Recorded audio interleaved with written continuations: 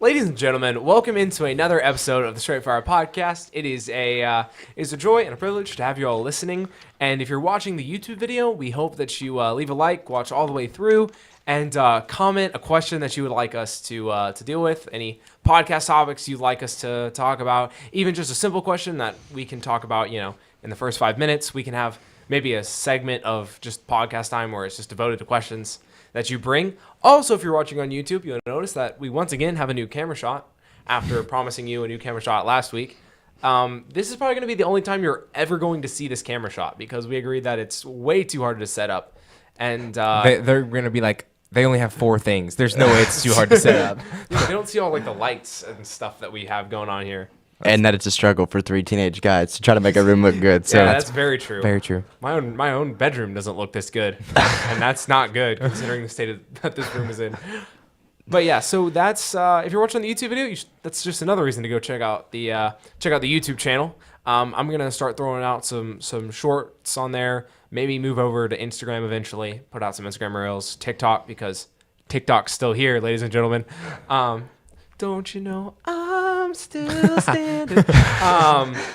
TikTok's still here, but yeah, that's basically all I have to start. Just support the podcast in any way you can, whether on YouTube, Apple Podcasts, Spotify. I was told we were on Amazon Music as well. Amazon Music, wherever you can find us, support. We always appreciate your support. And so with that, let's go ahead and jump straight into the topic. Which is, Noah, why don't you give us the introduction of this topic? Because it was originally your idea. Yeah, so we were thinking, we were trying to think of podcast topics. And I think like the original idea I had was like pieces of wisdom that we've learned over the years. And I was thinking about that and it was all right, but like I wanted it to be a little bit more direct. So I decided to submit the idea of like, hey, we're going to do generations. Right, we're gonna talk about wisdom that we can give to generations, even though, hey, maybe I'm not there yet. Maybe I'm not super, not super old. That's offensive. Maybe I'm not older yet, and I don't have that experience. But we can give wisdom from our perspective to those older people, and what we would want them, what we want them to do to help us grow. We can help the younger generations. There's 2, I think, younger generations now, right? No, it's our generation, which is, well, we're Gen Z, and then Alpha and Beta, but we're not gonna. Technically, Beta started this year. Yeah. Okay. So I mean, but they could watch later, so we can give them wisdom too. But like, I don't know why we'd separate Alpha and Beta. Yeah, but okay. So we're gonna break this down. Go older generation. Generation's older than us. Our generation's younger than us. Yeah. So, and just share wisdom, not from experience, at least for the older generations, but give tips that for them so they can help us more. Well, you say experiences, but like how we're not going to share those, but our generation is divided from the older generation in such specific ways, like technology and, immorality. And our generation is very apt to pick up technology and immorality. I never knew those were in common until we started talking about our generation, but like I guess, unfortunately, one follows the other. But like we have experienced things that they like. Our preacher talks all the time. Like kids on the street today, they have so much more opportunity through technology for these horrible things than they ever did. Right. And so like we do have experiences that they haven't had. I don't know if we'll dive into this podcast. That might be another podcast. I'm sure when we give when we talk to younger generations and our generations, that there will be plenty of lessons that the older generations can take from that as well. Just as when older people talk to older people, that's experience that we can learn from. So hey, when I'm this age, I won't make that mistake, or I'll be like this. Even just because we have to be careful with this mindset of just because someone older is talking about something that doesn't apply to me now, that we just turn it off and stop listening. Because one day it will apply to you, right? And just because that situation doesn't specifically apply to you, there's still valuable lessons that we can take from that. Yeah, Landon, me and Noah have talked a lot at the start of this podcast. What are you looking forward to getting into on this podcast? Oh, I mean, I'm just This enjoying specific going back episode, I guess. Yeah, yeah. No, so I think it's going to be interesting talking about the different generations. And when we talk about wisdom, you get wisdom one of two ways: from experience or from other people that have had those experiences giving it to you. And so, when we talk about like the older generations, when we think of wisdom, it's usually them giving it to us, and then younger generations, us giving it to them. I think it's going to be a little bit of a twist on that in this podcast, which will be interesting to see how that goes. But, Yeah, I do worry about the stereotype of you can't teach an old dog new tricks. I mean, I how, knew how, are there the, how are the older generations going to learn from us? They're knew there was already gonna be- so old. Old people jokes. No, I'm kidding. I think they make up a more majority of our podcast. Not old people, older people than us make up probably. going to get us canceled. They're calling almost. people I old. think it's people our age. Well, I was going to say our podcast majority is people our age and people older than us. Obviously. Older people. I think our podcast is. I think there's a few older people who make up a good bit of our audience. Yeah. And then, I was just going to talk about, especially before we get into this, the belief, especially, and it feels weird from my position bringing attention to this, but telling older people that, hey, young people have wisdom too. Just because we haven't lived as long doesn't mean we don't have experiences that we can share and things that you can learn. Obviously, we still respect their authority and we still respect, their opinion. They are our elders and we're supposed to give them the respect that they've earned through a long life of many different experiences. Hopefully they've had a good, faithful Christian life. But even if they haven't, they still have valuable life lessons that they can share. So but we too, even in our short 17-year average, Yeah. just Yeah, on there you go, there you go. average, we still have learned a lot. And we've learned things from other adults that maybe some adults haven't heard about, let's go ahead and start with the very first question. What do we want to tell the generations older than us? Do you want me to start, Landon? Have at it, man. Have at it. So I was thinking about this question because I was the one who came up with this topic, and I was thinking about I did the first two generations so easily. I did what I want to tell our generation and what I want to tell the younger generation. I thought of that so easily. Because I've been there recently. I know what I would want to hear if I was in that position. But the older generations was a very challenging one for me to find something to say that didn't, because what wisdom do I have to share? But I settled on the advice that I would like to give to older people is to challenge us, to challenge the youth of their day, to challenge the youth at their church, to challenge all the youth they know, because we only grow when we're pushed out of our comfort zone. I would not be the person I am today without adults making me do things that I didn't want to do, right? If I had it my way when I was a kid, I would have never done anything productive. I would have never pushed myself to be any better. And I'm so thankful for the opportunities that I was given and for the opportunities my parents made me take advantage of so I could become the person I am today. And I'm so thankful for that. And it's just this idea that you have to push young people around you, because if you're not pushing them, they're not going to grow. We have this false belief, and I think older people, not old people. Yeah, you gotta stop saying that. I know. I'm so sorry. I don't mean it. It's just it's rolling off the tongue a little bit. Older people have this belief that if we challenge our young people today, they're going to leave or they're going to become disinterested because it's too hard. And yes, if we only challenge them in a very hard way, in a very unmerciful, ungracious way, if that's the only way we challenge them, then of course, yes, they're going to fall away. But if we challenge them in a good way, in the way that God intends for us to challenge our youth, then they're going to grow. Right? Again, there is no growth if you're not pushed outside of your comfort zone. And that's what adults, that's what parents, and that's what, grandparents, even just people you look up to, that's what they're called to be. God we talked last week about God testing those people that he loved, right? They grew from that. God did not simply, Satan accused God of, well, you've put a hedge around him, so he's not going to turn. Talking about Job. Yeah, you've put a hedge around him, so he's not going to turn against you. And God was like, test him. Because I'm sure God had already tested him up to that point, and God had found Job worthy, right? So he found because God was willing to put Job's faith to the test, Job grew so much more than he could have on his own. And that's the message that I wanted to kind of get across to the older people, because sometimes it's not fun to be somewhere where you're not challenged. We all want a challenge of growth, because that feeling of growing in wisdom and growing in knowledge is just it's so satisfying to us, but it only happens through a little bit of struggle.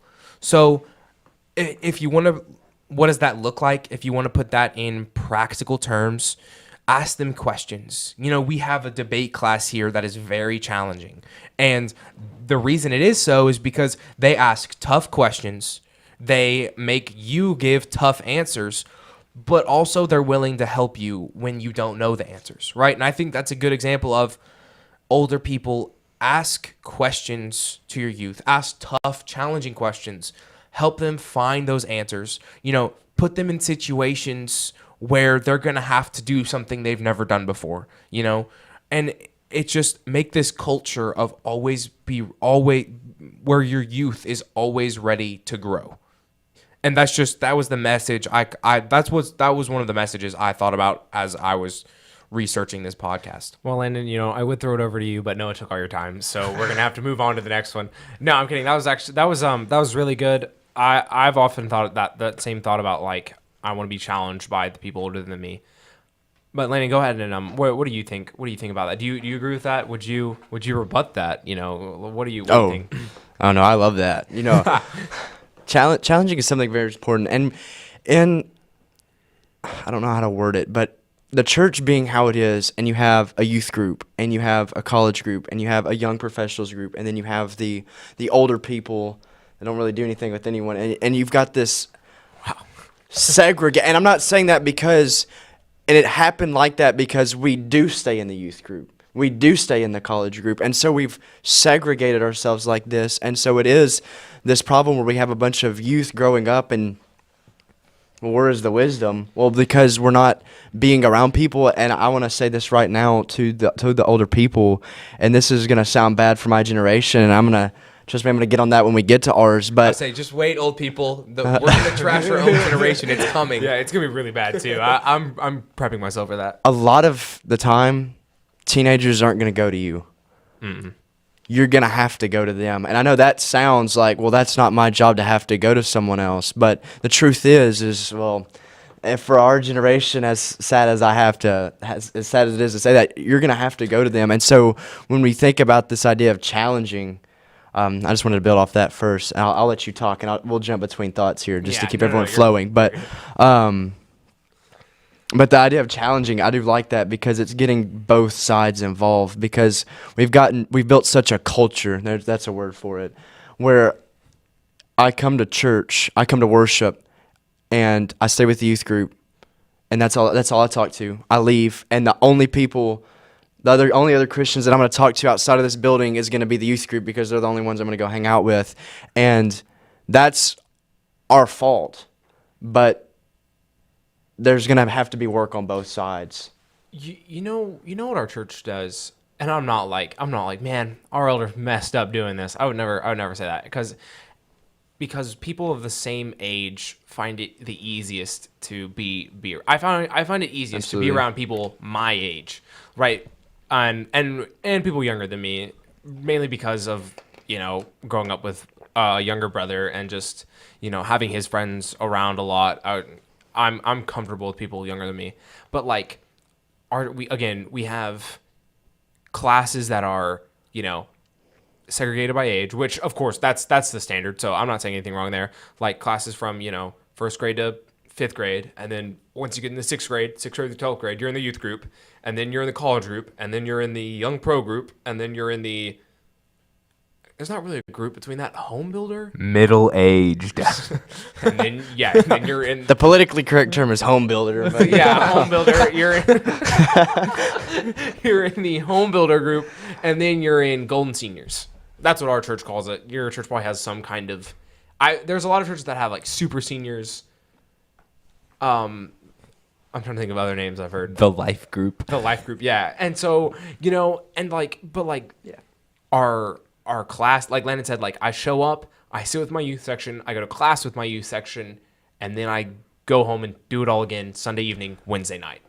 Like, I wonder, maybe a solution to that could be like, what if instead of having youth class, we just draw random numbers and like, hey, all the number 2s go to this class, and we just What if we did a like a men's class where it's like the youth group and like older men and like, but then you're segregating it by gender. No, I'm kidding.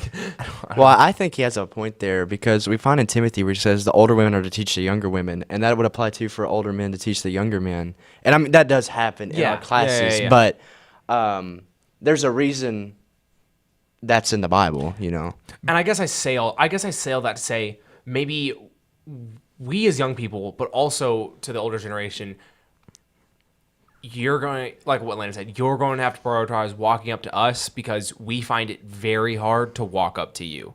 And that's not like, oh my goodness, he looks scary, like I'm not going to walk up to that guy. It's just not in our nature, specifically now. Like, it is well documented the communication struggles our generation has in today's world. We can't put sentences together. You've listened to this podcast long enough to know that we struggle heavily with communication. But like, and so we just find it hard to walk up to people, especially people we don't know that well. And just you being a different age than us adds just another challenge on top of it. But, I think by segregating our congregation, it can make it a lot weaker, right? Instead of one unit, it's a lot of separate ones that can be picked off, right? If youth group's having problems, we don't view it as, well, the whole church is having problems. No, it's just the youth group. But is the youth group not part of the church, right? If there was a section of members that were having problems, we'd be like, well, this church is having problems because of these members. But we don't feel that way when it comes to the youth group. We just think that, well, the youth group is having problems, not the church. But by having that attitude, by separating them out specifically, you are, again, segregating it and making this problem worse. And I'm not saying, older people are doing this. I'm just saying we as in a church do this. The youth group does this. We all do this. And maybe it's not healthy. Maybe it's time we shake things up a little bit. I think a long time ago, not a long time ago, but like one of the first podcasts we did, we talked about trees and we talked about how their roots like interconnect with each other. So it makes them like really, really hard to knock down. And if you almost want to think about it, like we have the youth group tree over here, we have the college tree over here, we have the young pros tree over here. If the youth group tree gets sick and is dying, it has no support because the other trees are so disconnected from it. They're really not going to know anything's wrong. And of course, we still have the parents of the youth group, and obviously they're very supportive and they're going to fix any problems that arise. But it doesn't just need to be the parents, it needs to be the whole church. The whole church needs to be invested in the youth group. And they are invested in the youth group. I fully and 100% believe that in every good Church of Christ. But there has to be involvement. It can't just be we want them to succeed, but how can I help them succeed? And that's this idea of you can't grow in your comfort zone. The youth group's not going to grow if they don't go talk to older people, and older people aren't going to grow if they don't go talk to the youth. And that's the challenge you're talking about. Because I was trying to think about, like, how does this tie back to the challenge? And that is the challenge of you walking up to the youth group is the challenge. Because even I, at my age, find a group of teenagers to be intimidating. And again, we don't have to make this so hard on ourselves. You don't have to walk up to the whole youth group, but go walk up to a teenager and have a conversation with them. And I almost said I guarantee. I can't guarantee it. I would not guarantee that. But most of the time, I think you'll leave being encouraged by, the younger. And because that's what we're supposed to do. The younger are supposed to encourage the older, and the older are supposed to encourage the younger, right? That's what we're commanded to do. And sometimes it's hard because we show up and the only thing we do is we sit with the people our own age. We go to class with the people our own age. That's the only people we see. So it's good to go challenge yourself and to go, hang out with people with so much more wisdom than we do, or different wisdom than the wisdom we have. Landon, sorry, I was popping my neck. Wow, it really got me too. Landon, can you Can you draw the lines between what we're all saying here? Can you bring it together? Yeah, I got you. Because we've said a lot of good things, but like I need for Benjamin's mind, he needs to see like the big picture here, like the summary, right? I need to see that. I think for it to finally click. So I think I want to preface it with this. When we talk about this challenge, we're not saying that this is just the older people's job. It just was the best time to go ahead and bring it up because this is a bridge that has to be built from both sides, not just one. And so when we talk about this idea of challenging, it is for the older people to teach the younger, but the younger are to encourage the older. And so it's a bridge that's having to be built from both sides. So we're not saying that this is just the older people's problem. I just wanted to go ahead and clear that out now just so there's no I don't want people thinking, well, those Gen Zers think it's all our fault, you know. Yeah. And I just want to clear the air on that. Sometimes, but no, I'm kidding. Well, you know, but and I think Noah's done a really good job about talking about the challenge of what, like, we do want that. And a lot of people our age are insecure about talking to anyone but their friends, and the truth is they're not going to initiate anything like that. But the truth is we're in need of wisdom. Desperate need. And the only way we're going to get it without going through things that we could not have gone through if we would have had that wisdom is for older people to give it to us. And the only way that's going to happen is if they talk to us. And so I think a lot of that is the challenge. And, you know, when we talk about the youth group, I want to say this, and I'm about to say something that a lot of people are going to be like, did you just say that? So I want you to bear with me. There's a statement that I've heard growing up. Here we go. They both looked at me. I know they're both locked in. To dramatically gasp after you say it. There's a statement that I've heard for a long time growing up, and that is the youth is the future of the church. I do not like that statement at all. Yeah, there it is. Like exasperatedly croak. I cannot gasp. No, I know where you're going. I know where you're going because and I've heard this before. Yeah, a lot of people have heard this, and I completely understand where this is coming from. There's going to be a time where our generation is going to have to step up and be the next minister, the next song leader, the next elder, the next deacon. I understand what is meant by this statement that we are the future of the church, but what is implied in that statement is that I'm the future, not the now. When you tell the youth that you're the future of the church, whether you mean it or not, what you're implying is you're the future, but you're not the now. And what we have to understand is that the youth, though they may not be the elders and the deacons, they do have their part to play. And though well-meaning people make that statement without meaning it, sometimes what is implied by that is, okay, you know, until I turn 18, then I really have no role in the church. Yeah. And that's just something that we can't have happening. And it's just an interesting statement that I've always been like, I understand where it's coming from, but I disagree. So, talking to the older generation, be willing to challenge us, be willing to talk to us, you know, and that can look different for your need, right? It doesn't, like Noah said, it's not one person walking up to the entire youth group. It's you walking up to one person, two people, right? And talking. Paul didn't grab a bunch of kids. He grabbed Timothy. Yeah, exactly. He grabbed Titus. Exactly. And so I think that's important here because I'm trying to wrap this up because we desperately need to move on because I know that when we get to our generation, we're just gonna, you know, let loose upon our generation. I'm sure Noah has even probably 2 times much to say as he did to the our older generation. people thought us, you know, talking to them was bad. Just wait. Just wait. Okay, so talking to our generation now. We have instructed the older generation to challenge us. Now, what are we saying to our generation? Landon, go ahead before Noah comes in.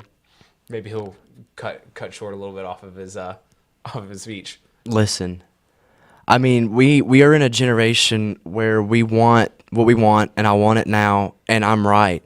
And that's a lot, and that is like, oh, you cannot just say that about me. And that's something that even I struggle with sometimes. I'm right, and I know I'm right, and I'm going to prove that I'm right. And I think debate class didn't help with that in a lot of ways. That's very true. And now that I know that I'm right, I want what I want, and I want it now. And these are some things that I would argue probably everyone in our generation to some extent struggles with. But the truth is man, just listen. There's so many things that we go through in our lives, and I could list, I'm not going to, but I could list examples of things that's happened in my life.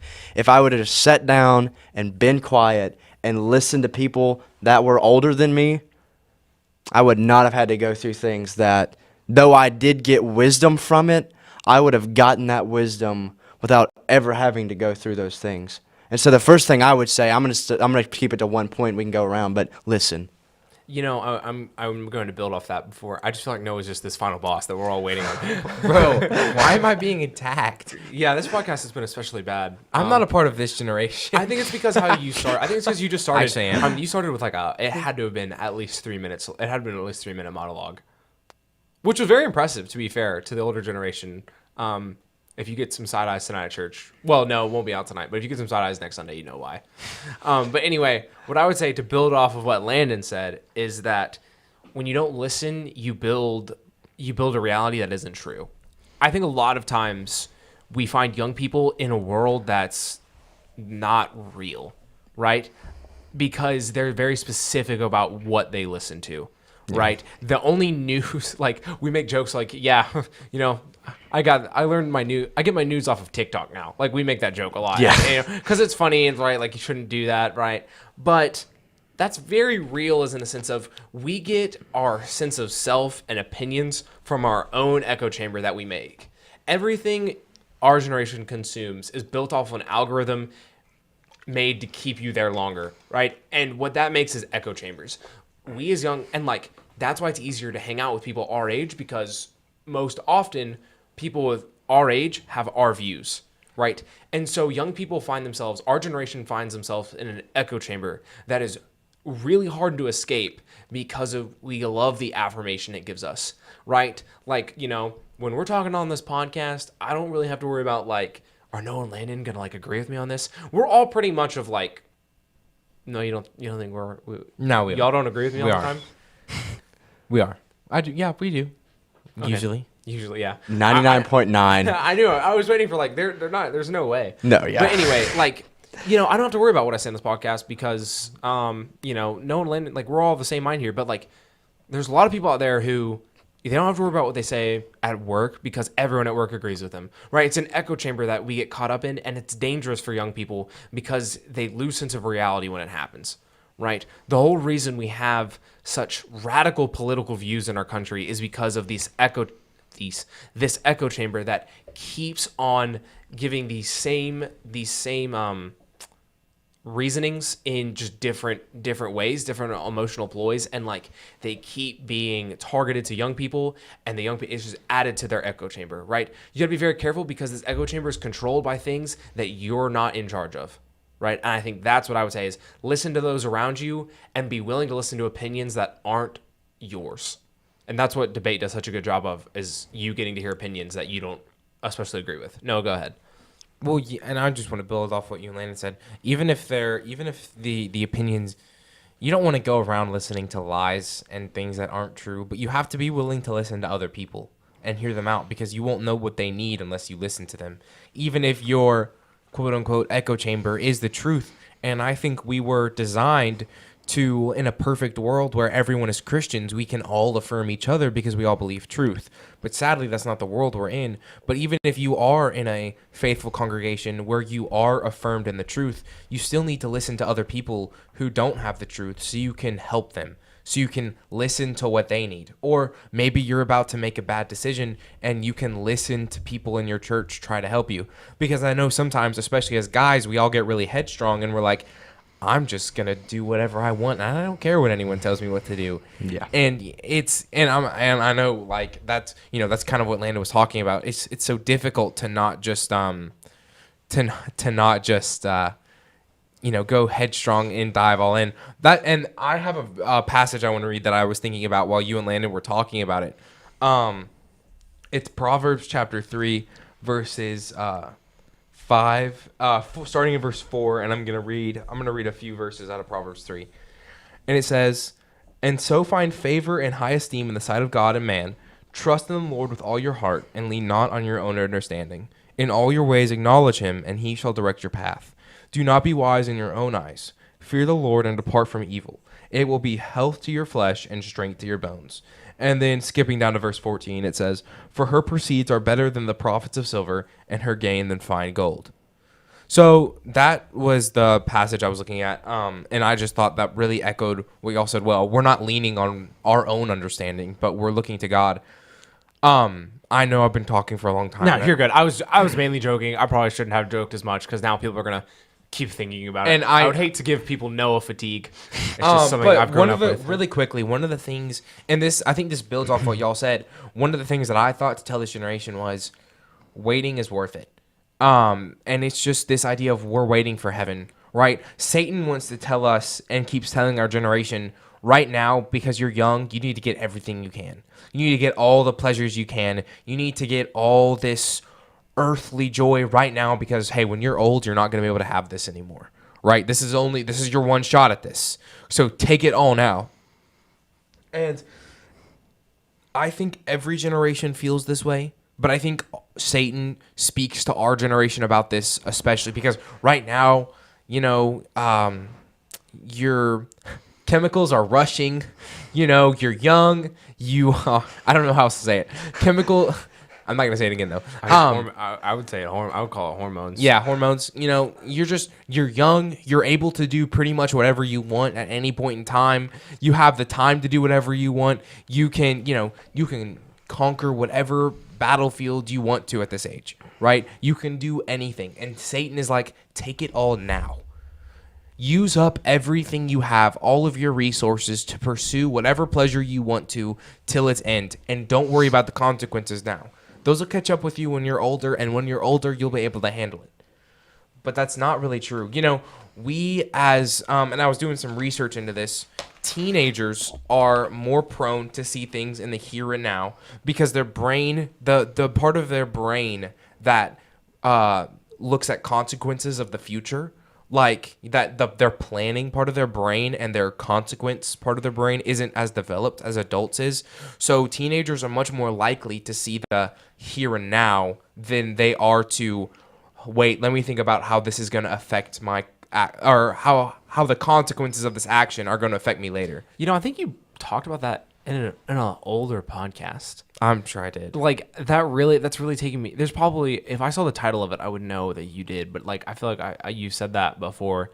I mean, it's a great point. It's a great point, and I'm glad you were able to find it and bring it back because that's very true. I mean, consequence and effect just doesn't always matter as much to us as it does to people older than us. Yeah, because they've got so much more life experience. If you think about it, we don't have as much life experience, so waiting is not as final to it's waiting is more of a big deal to us because we haven't been around as long, so that seems like a longer time.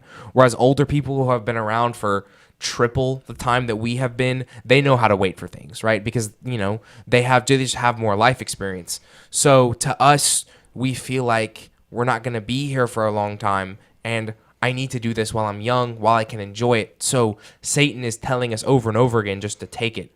But God, when the Bible talks about young men, he always says, young men, like, resist the devil, flee from him, flee youthful passions and lusts, because God knows how hard it is at this age to stay away from sin, right? Because that's what we're drawn into it as younger people with less life experience.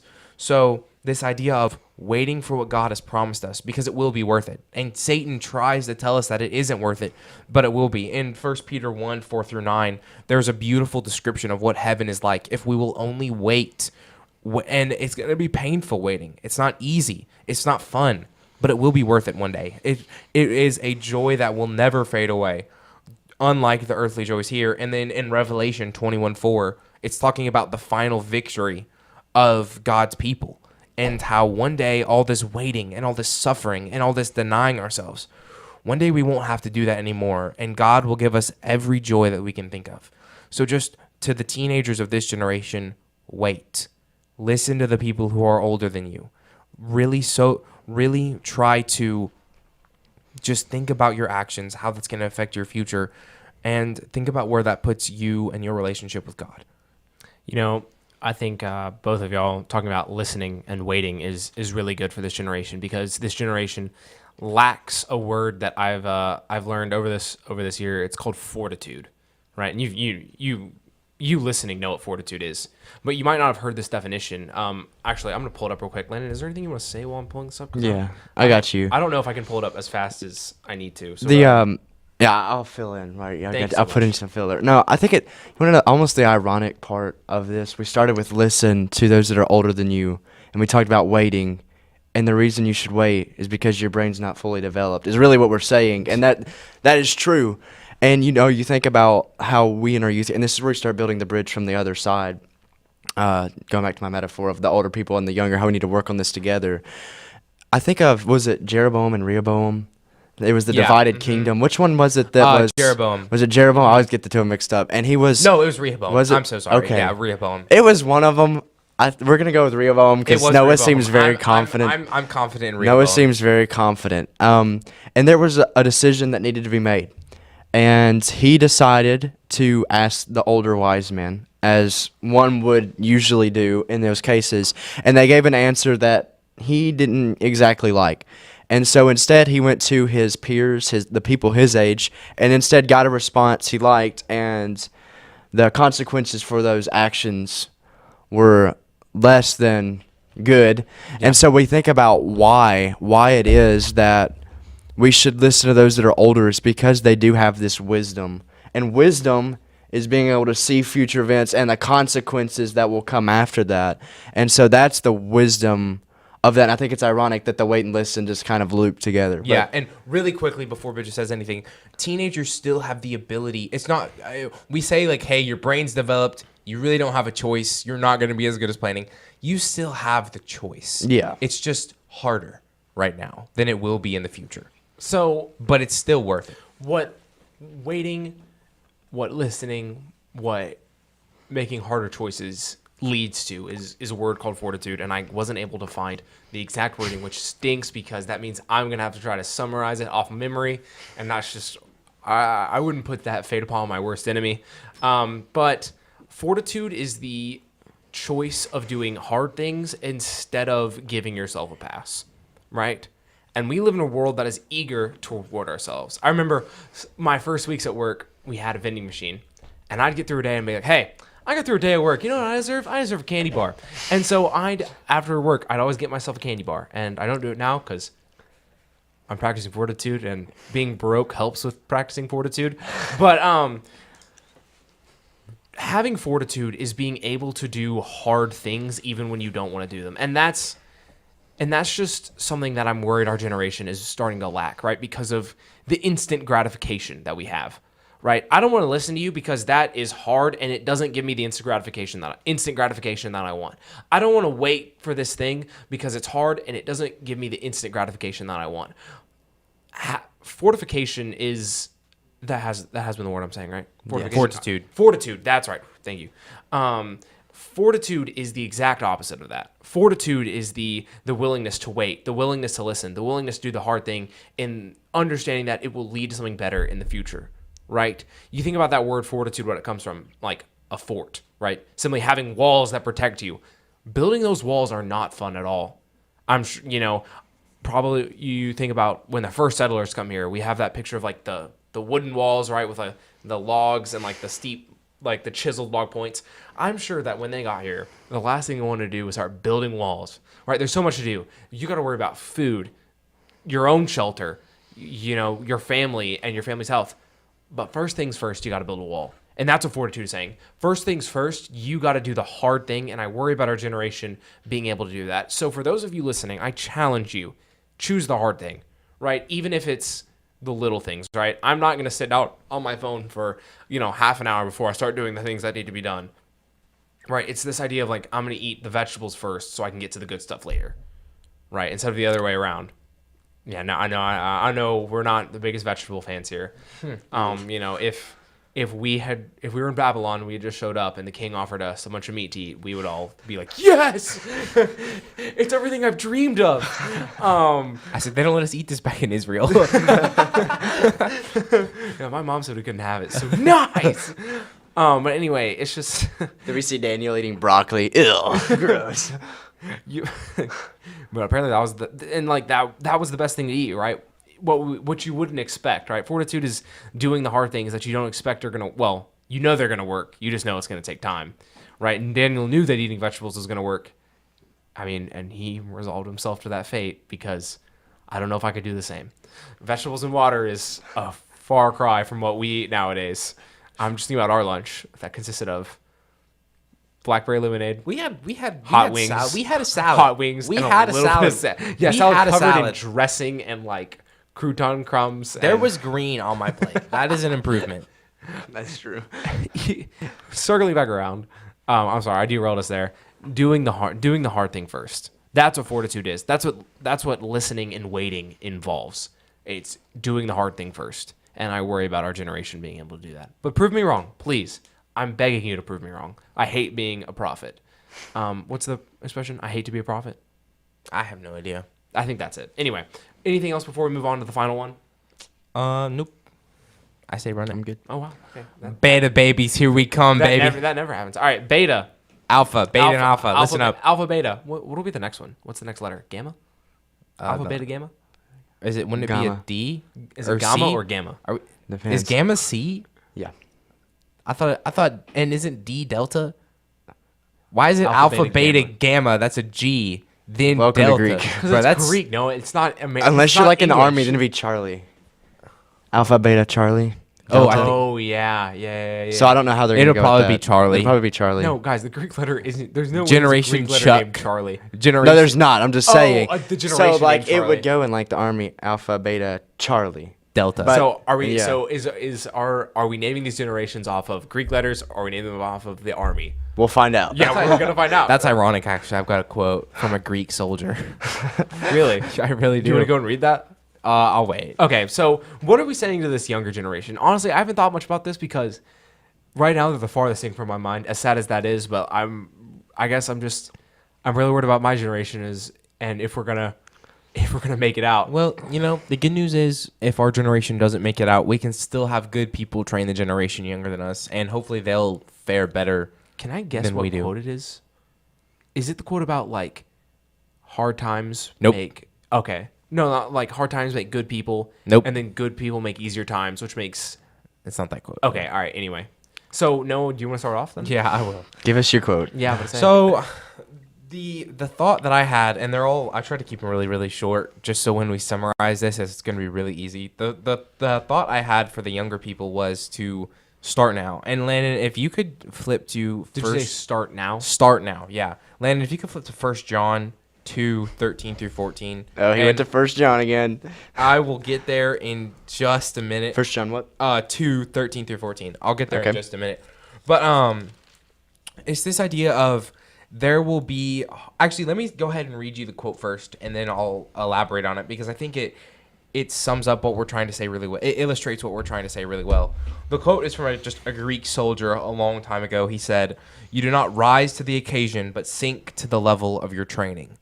And it's this idea of, hey, when the hard times come, you're going to fall back onto what you know, right? And I remember when I was younger, not that much younger, but when I was younger than I was now, and I didn't really have that much experience, sorry.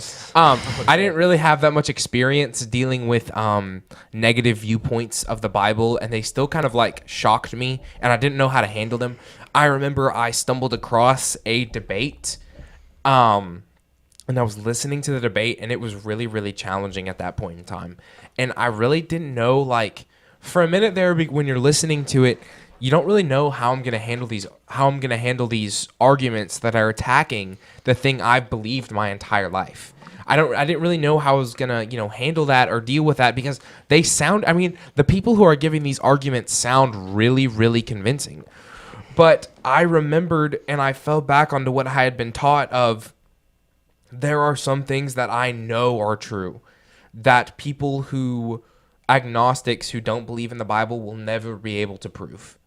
Right? These things that I know are true, that I fall back on when things are hard, right? Even if I don't have the answers for this right now, I still have this foundation that will never be shaken. It's this, I fall back onto because I know we all want to have this belief of when hard times arise, we're going to rise even higher above those, but that's not really how it works. We are going to fall back to what we know, and if if we don't have this great foundation that we started at, then we're not going to have anything good to fall back on. And, I would tell the younger generation, it seems little, it seems small now, but put in the work. Read your Bible every day. Start building a foundation of wanting to learn more. And I promise you, when you get older, you'll be thankful for that. Because I am thankful for that. Because honestly, I've heard some things, and if I didn't prepare myself in the way I did, if I didn't have, going back to the first thing we talked about, if I didn't have people challenge me the way I have been challenged, I probably wouldn't have been able to handle any of those attacks on my faith. But thankfully, I'm glad that I was challenged, and I have this foundation to rely upon, these things that I know are true, that no one will ever be able to disprove, that I will continue to build on for the rest of my life. So to the younger generations, start now. Landon, if you'll go ahead and read 1 John 2:13 through 14. Yeah. I write to you, fathers, because you have known him who is from the beginning. I write to you, young men, because you have overcome the wicked one. I write to you, little children, because you have known the Father. I have written to you, fathers, because you have known him who is from the beginning. I have written to you, young men, because you are strong, and the word of God abides in you, and you have overcome the wicked one. So this is just a summary to all of the generations, and I think that John, of course, sums it up better than we do. Young men, you have overcome the wicked one, right? It's going to be tough, but you can overcome him. It's not impossible. To the older men, and there's a passage in 1 Timothy. Let me flip over there. I was on Proverbs. In 1 Timothy, do not rebuke an older man, but exhort him as a father, younger men as brothers, older women as mothers, younger women as sisters, with all purity. This idea of this is our family, right? And we're looking out for our family. To the younger generation, we're going to help them build that foundation. So when hard times come, they have people they can come to. To our generation, we're going to help them try to listen, help them try and wait and realize that it's worth it. And then to the older generation, we're going to treat them like our fathers. Treat them with the respect that they deserve, and come to them when we have something that we can't figure out on our own. And I think John and Timothy do a great job of describing how these different roles in the church should work. Landon, would you add on to that, or? I mean, very shortly. I have something here. If you don't, but go ahead. Yeah, go ahead. Very short. No, I was like, yeah. He did a good job. I mean, I think of, as someone who has 4 nephews and a niece that is in this generation, this is something that I have thought about, like pressure. Yeah, that's the word, is pressure. And you think about and I think that's probably in few words, because I like how we're keeping it a word or two, like for each of them. Start now. I think of 1 Timothy, 4:12. Let no one despise your youth, but be an example to the believers.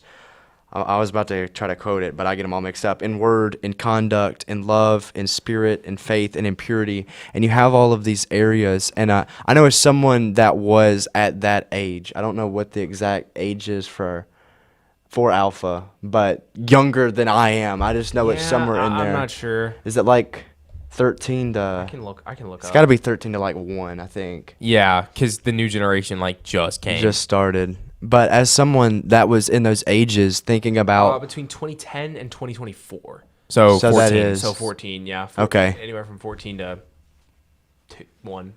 Yeah. So I was close. But as someone that was in those... At one point in those ages, thinking about, you still do have your role to play.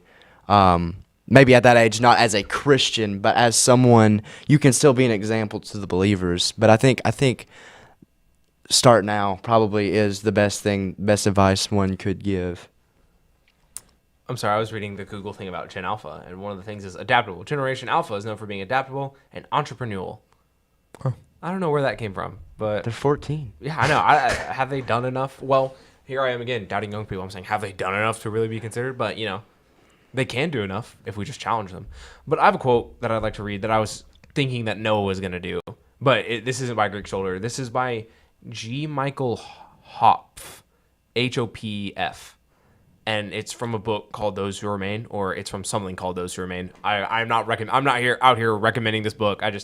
This quote is just, hard times create strong men create good times create weak men, and weak men create hard times. And I feel really bad. Yeah, exactly. It's supposed to be a circle. And I feel really bad because y'all are doing this great point of like waiting and listening and how like one word. And I got lost on this thing about fortitude and how, but hopefully it all works its way together. Right? Do y'all see what I'm saying here? Yeah. Hopefully it all works its way together because I would say to Generation Beta And Alpha. and Alpha, unfortunately, the good times that we've had have created weak men. We see that in our politics. We see that on social media. We see that in every facet of life. We see people who were weaker than what our country and what our world needs. And so these weak men are going to create hard times for you. And hopefully these hard times hopefully these hard times make you stronger.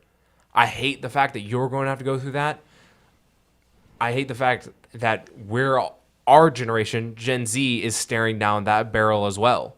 It's not fun, but, I pray that when that happens, we will rise to the challenge by falling back to what we've known, as Noah said earlier, and we will understand that as long as we, let me bring it all together. As long as we wait and listen to those who are older than us, and as long as we are willing to commit to those who aren't just in our age range and who aren't just people we deem, worthy, or people who are, who agree with us, as long as we have all of those things, when the hard times do come, if we're able to fall back on all of the things that we've learned throughout through all the generations before us and observing the generations under us, hopefully those hard times will lead us to fall back on what we know and make good times once again, right?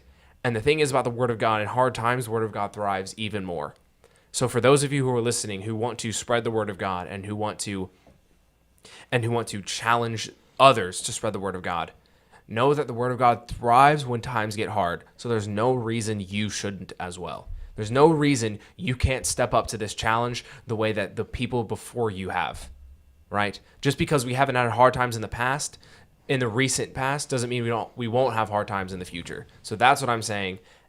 Step up to the challenge with the fortitude that you have by listening and waiting, and by respecting those who are older than you. Are we adding anything else before we close? Or Landon, go ahead. One thought, because I don't. No, yeah, that was a perfect absolutely. segue. I just Absolutely. thought something interesting, and it is literally a statement using all of the words that we use to start this whole thing out. The challenge is to listen and wait. That you should start now to have the fortitude for the hard times. It all kind of flowed together That's to what I make was trying to say. to There make it is. to make one major point, and that's exactly what you did. I just thought it was interesting. I know that kind of abrupted his No, perfect that was- ending, that was but I thought it awesome. was interesting that every single one of our words ended to the point that he just made. Yeah, I think that was Landon really saved me there. But I think unless Noah has something, I think the podcast is going to close there. Yeah, it was a great podcast. We're thankful for all of you for watching and listening. We pray that you go support the YouTube video, go recommend it to a friend. Maybe that can be a great conversation starter for talking to older people. Older people, you can walk up to your youth group and be like, hey, I heard this podcast by these young whippersnappers called the Straight Fire Podcast. Maybe you've heard of it. And then just, however you can share the podcast, we are always extremely grateful. We want to thank you for listening. We pray that you'll tune in for the next episode, listen to the episodes that you haven't listened to, and we'll see you all guys next time. Thanks.